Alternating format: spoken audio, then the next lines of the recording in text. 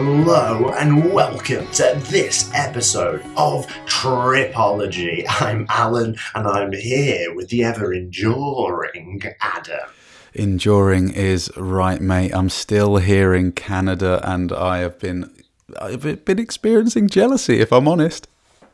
Oh, travel envy. Tell me a little bit about that. Well, when you have a best mate who's gallivanting all over the planet for a bloody year and you talk to him about it every week, it gets, it's hard because I wish I was doing the same. I wish I was with you for a lot of what you're doing. And I'm obviously incredibly supportive and very happy for you. But I have also had to spend a good chunk of the last 3 years in the same place, in the same job, living somewhat of a routine. And I would say it's almost the opposite of travelling. The opposite of travelling. If travel can be defined as unlimited freedom, gallivanting around the earth, then surely to be sat waiting for permanent residency, sort of figuring your life out, sort of doing a job, these are all the opposites of that. Yeah, I agree. But excellent job you've done. And soon, mate, you will be travelling about. I can just feel it in my bones. Yeah, it was the might put in for a rebrand. The word permanent, it sends shivers down my spine. I'm like, oh, could we have a maybe intermittent or every now and again residency? Resident. Nice, yeah, I like it. Well, I apologise that you've been feeling travel envy, and kind of an effort to offset that, perhaps I'll tell you a bit more of a macabre story, a story that maybe will set your bones alight with the kind of revulsion from travel. We like to encourage people to travel on this podcast because we're a travel podcast. We think travel is the solution to all the ailments of the soul. But sometimes, Adam, it's incredibly difficult. It's incredibly challenging. It's quite difficult, hard, nasty.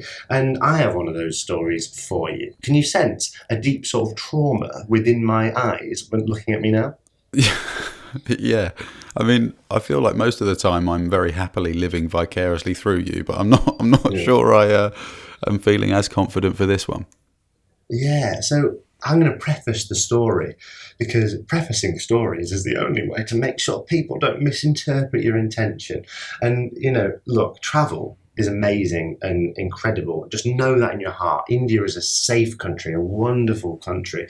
I never, ever, ever want to discourage someone from traveling, yeah? So everything that I'm going to mention in this story, just know that it's anomalous. It could only happen to me, and maybe it could happen to you as well. But I'm going to also talk about how to prevent this sort of thing from happening because, look, we all make mistakes. Sure. Okay. Nice. Yeah.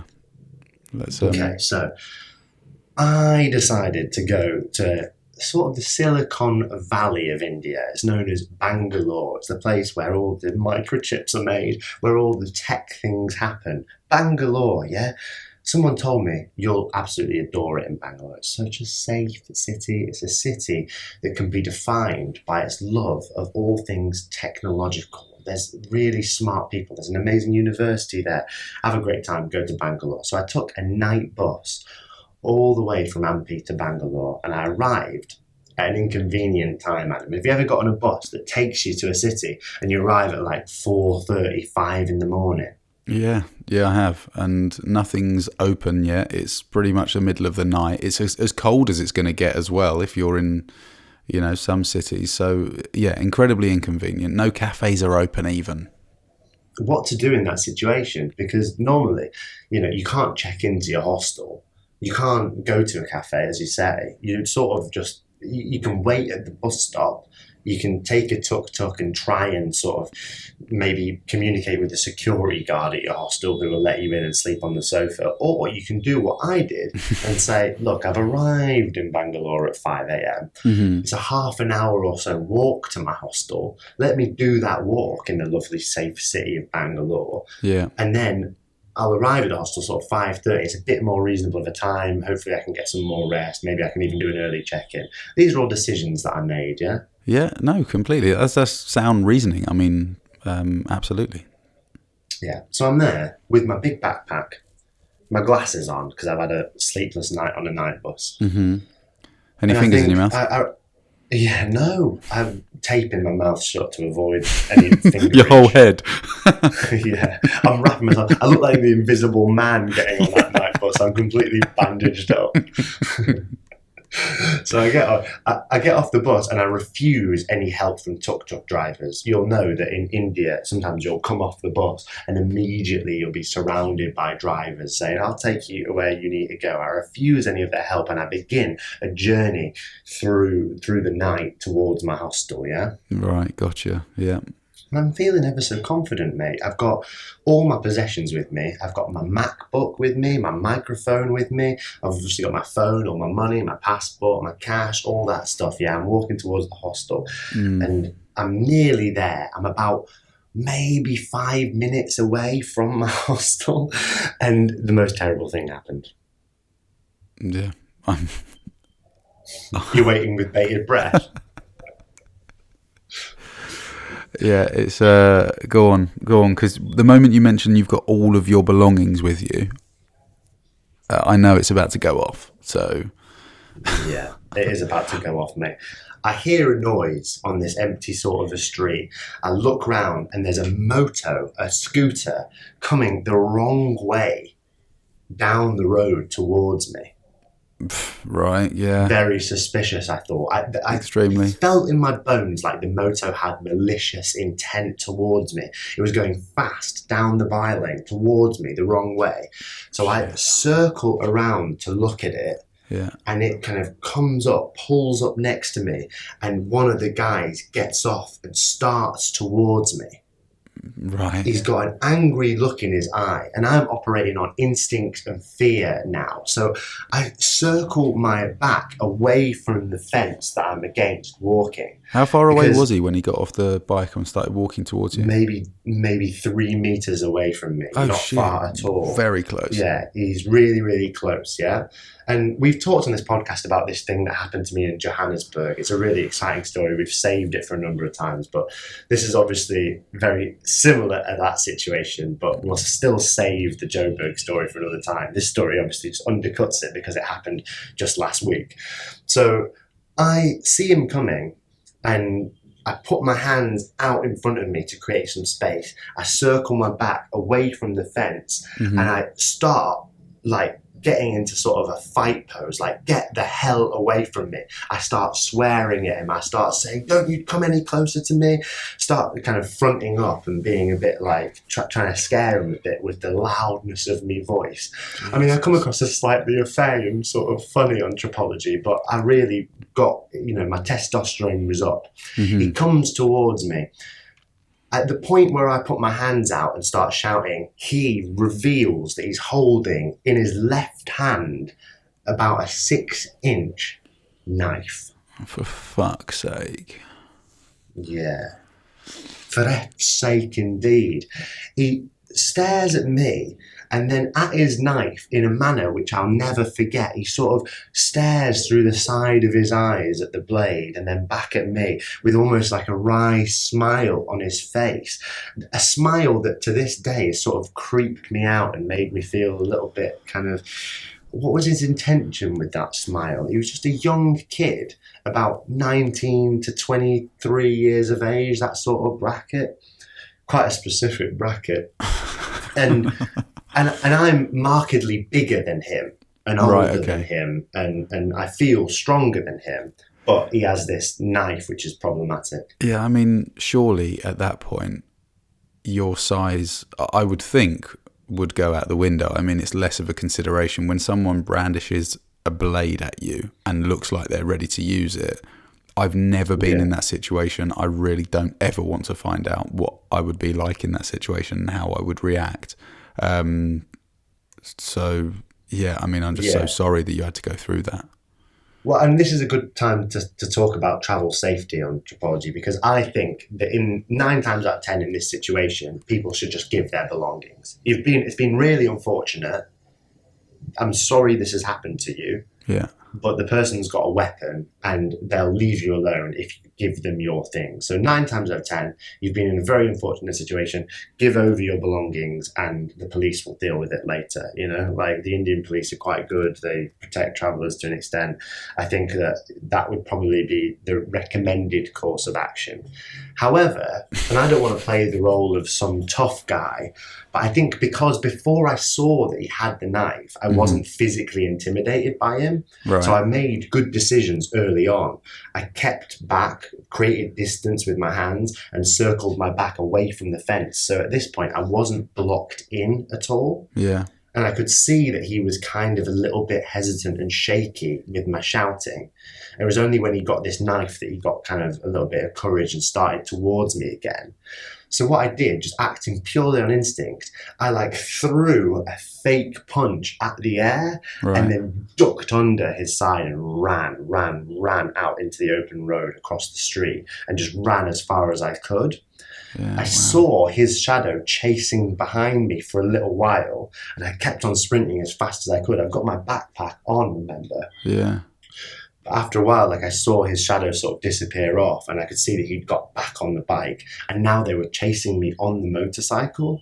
But luckily, now I was sort of down the street and in a more open area and I was able to run out into the middle of the road where there were cars and things like that. It became a more public environment and they got scared and sort of drove off. Jesus Christ. Crazy, isn't it? It is crazy. It's awful. And yes, I really still feel, Al, that it could have gone in a different direction quite easily.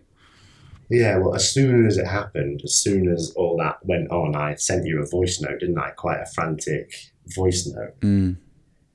Yeah, and I could hear the panic in your breath for sure. I knew that you weren't well, or something major had happened. Yeah, well, I was panicked. I was adrenalised as well, because obviously to be confronted with such a dangerous situation and then to get away and fundamentally get away without any consequence, no physical harm, and I didn't lose any of my possessions. The relief was palpable. The stress was palpable. Obviously, you end up running through the scenario, seeing that glinting blade under the streetlight, seeing his expressions. You end up running through the whole scenario so many times. Definitely stressful, mate. But I'm just so glad that it went okay, Yeah, I'm going to struggle to articulate this, but I'm sure you'll understand what I mean and give me some help if you understand exactly what I'm talking about. But when it comes to an association with you being there, your experience of that incident and someone pulling a knife on you and threatening you, how sort of local is the association between the bad incident and then you being in Bangalore? So, were you then out on the streets walking around in fear, or did you kind of see a young guy and think, oh, that could be in a similar sort of gang, or did you feel some sort of ill feeling towards India as a country, or is it just so specific and unfortunate, that one scenario, that you could still walk around quite freely? You just thought, it's just one of those things. I think it's a good question, and it's one that's really hard to answer in some senses. Yes, I definitely felt more trepidation walking around in Bangalore post that event. Mm-hmm. However, because I wasn't necessarily a victim in that scenario, because it all went okay, I didn't feel the same sort of resentment as I definitely would have if I'd lost all my belongings and had to spend the day going to the police and claiming on insurance and all that stuff. So it was definitely easier to get over because it turned out to be so okay. Yeah. But yeah, obviously, it's a scary thing to have happened.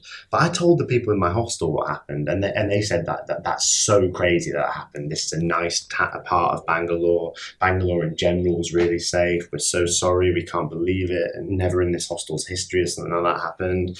It was just an anomalous incident. 2 chancing kids who basically would have driven down the road and seen me, thought I looked robbable, and then come back the other way down the road and sort of tried to grab some of my stuff, Yeah, just opportunists trying to make the best out of your misfortune, I guess. And like you say, 9 times out of 10, people hand over their belongings, and so they should, right? It's yeah, and so they should. I mean, so let's talk about that. even in your situation, I'm sort of I care about you immensely and want you to just give over all of your belongings, forget everything else in that situation. Obviously the consequences are far worse, but yeah, you managed the situation well, I guess, and had a good read of the sort of different directions it could take, and I just thank goodness that you were okay. Yeah, I mean, maybe let's briefly just talk about what could have happened differently. I mean, ways to avoid it. Definitely, if you're in a city that you don't know after dark for whatever reason, like maybe you've gone on a big night out or maybe you've arrived really early due to a bus, just take transport, take safe transport. I mean, Uber is really readily available in India. I could have got off the bus and just Ubered to a hostel. Like, I could have done that. Yeah. It turns out that the hostel was open 24 hours, and as soon as I got there, they let me just sleep on the sofa in the common room anyway. So I could have got there as early as 5 from just taking an Uber and just slept there. That's definitely a mistake on my part, Mm-hmm. We're experienced travellers, but we're none of us perfect, and that would have avoided that situation. And then obviously, I felt like there were certain things in that situation that allowed me an opportunity to get away. If I didn't feel that there was a real clear opportunity to get away, then obviously I'd have had to have handed over my belongings, and that would have been the safest thing to do. So just things for people to bear in mind. Yeah. Talking about making smart decisions, I don't know if you remember me telling you this, but you remember when I was sort of April last year, I was in Mexico City, and there was a time when it was getting quite late. It was like 10:30 at night, and I was toying with the idea of going out for some tacos. And there was a taco shop that I really wanted to try just around the corner, and I knew that they were going to be open until midnight. And it got to 11 o'clock, and I thought, it's only around the corner. It's really close. I know it's late. The neighborhood is fairly safe. But you hear all of the bad press about Mexico City and, whether it's sort of gangs and tourists getting mugged or whatever. Just some parts of every city are rougher than others. Yeah. And I went out at 11 o'clock, decided to walk down an alley that wasn't very well lit. And there was a guy there who was clearly sort of under the influence of something, whether it was drugs or alcohol, whatever. He was very drunk, and lucky he was, because he actually lunged at me twice and then tried chasing me down the road. But because he was intoxicated, he couldn't keep up with me. And then I ended up making it out to where the tacos were, got the tacos and walked back a really long way to avoid him, obviously. And when I got back in, I thought, you don't need tacos now. You didn't need tacos. You didn't have to go out at 11 o'clock at night to just try these tacos. And I felt like a real idiot, to be honest with you, mate, because it wasn't Mexico City's fault. It wasn't that neighborhood's fault. It was me being fully aware of the situation and making a poor decision, which ultimately would have, been a black mark against my time there. Who knows what would have happened? But yeah, it's a tough one, mate, because I think if I was in your situation and I had a half an hour walk across a city to go to a hostel at 5 a.m, I would do that every time. So yeah, and I know a lot of people would. It's just a reminder not for anything other than just to remain diligent at all times. I think, never get complacent. Never get complacent. It shouldn't affect your travel experience. You shouldn't change your plans, change who you are, change what you want to do. If you want to go out late and come back at 2 a.m, you should feel empowered to do that. But there's just things that you can do, like use Uber, like use taxis, that can make your time safer. And sometimes we forget those. We feel safe in a place, we feel confident. Just remain diligent and stay safe out there. On that note, shall we just take a breather and go on a brief meditation break? Sounds good. Let's go.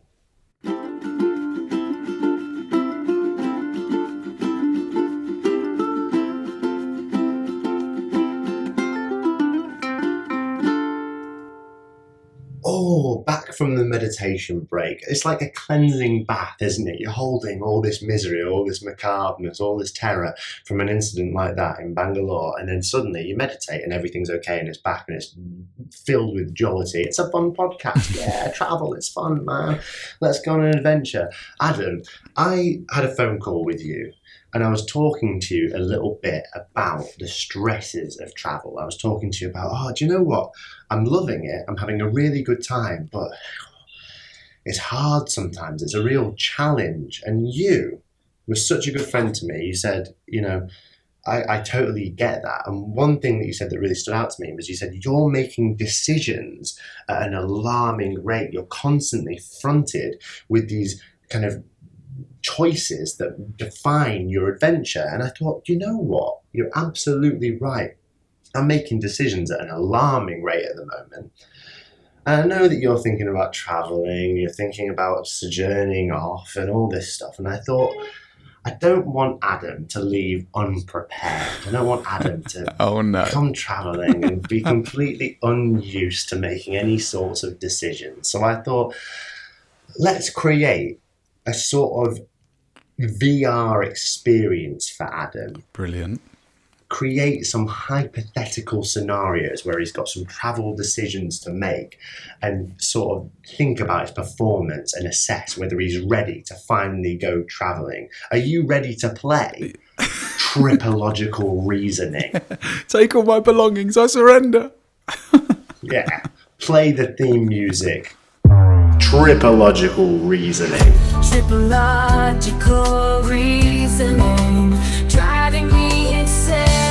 Oh, what would you do? Adam, I'm going to give you some hypothetical scenarios. There's going to be many different avenues that you can take this in. You can come up with anything you would like. We'll go back and forth, whether I think you've chosen the correct path, whether you've chosen the wrong path. There are going to be scenarios in a realm of backpacking. Are you ready to go? Okay, I can't wait. I'm excited. Okay, amazing. This is your first one. Imagine you've arrived in a very vibrant city, a very beautiful location. You're just excited to be there. And you've heard that there's one delicacy that's ever so wonderful that comes from this place. And there's one place in particular that creates the best example of this delicacy. You've been dreaming about going there. You cannot wait to taste it. But you check into your hostel and a weary traveller sits on the sofa.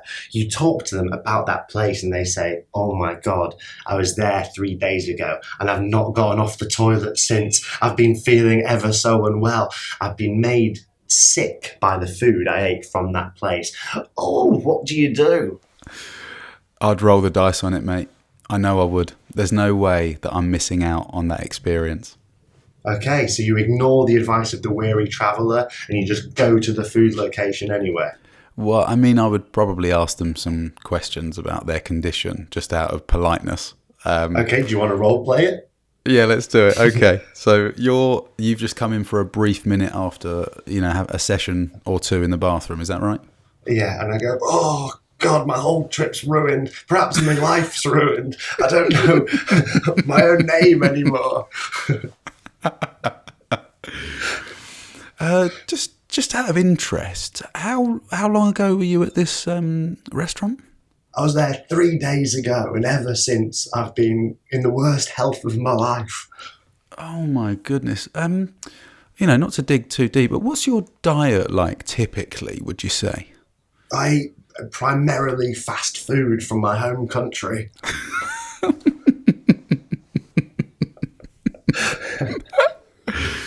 Yeah, how many pieces of fruit and vegetable do you consume on a weekly basis, would you say? Just roughly. I've not had a vegetable in several years until coming here. And would it be fair to say that the delicacy at this local restaurant was in fact a vegetable? Come to think of it, it looked very little like the food from my fast food joint back home. Oh, you've given me a whole new perspective, and coincidentally, my ailments have been cured. Shall we go together to said restaurant? Okay, good. You've performed well in that scenario. I like it. Okay, so you're ignoring the advice of the weary traveller and you're rolling the dice on food poisoning. Well, I think because travel is such a personal thing, it can be very individualistic in some respects, and for some reason, I would feel invincible in that scenario. For some reason, I would convince myself. I'd be in complete denial, Alan. I'd be like, no, well, maybe he's just not that interested in food. Maybe he was eating it in the wrong way. I've got no idea. Sure. Okay, and then I tend to agree with you here, mate, because it's like if you do get sick, then you've got sick having the renowned best example of that food. If it's made you sick, it's made you sick, right? Yeah, another good point. Good. Okay, well, that's it. You just played tripological reasoning. And we've learned what you do. Would you like another scenario? I would. This is fun, real fun. Okay, so you're at a hippie festival, a little music thing, and as is the case with all hippie festivals, you've had to leave your favourite flip-flops outside and go in barefoot, yeah? Right. You've enjoyed the festivities, you've had a few drinks, you've had some wonderful food, you've listened to the music, and you go out to find that only your shoes are missing. They've been taken by a fellow hippie. It's a long walk home. Maybe you have to take a scooter home, provided you didn't have those few drinks I mentioned. It's a real big long inconvenience. What do you do?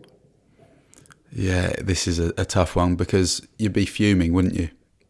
Instantly. Absolutely. You've had a great time. I mean, if I go to a hippie festival, one would imagine that I'd be partial to walking around barefoot. So important to note. Yeah, maybe you've got calloused sort of hobbit feet anyway. What would I do in that scenario? I'd definitely be upset. I think the question is, would I steal someone else's footwear? Would I steal maybe a left and a right of two people's footwear just to soften the blow? Oh, I like the way you're thinking. Yeah, okay. So like screw up one person wholeheartedly, or screw up two individuals but only halfway. Yeah, arguably only having one would be more annoying because they would they would just be perpetually looking for the other amongst all the the colossal amount of shoes.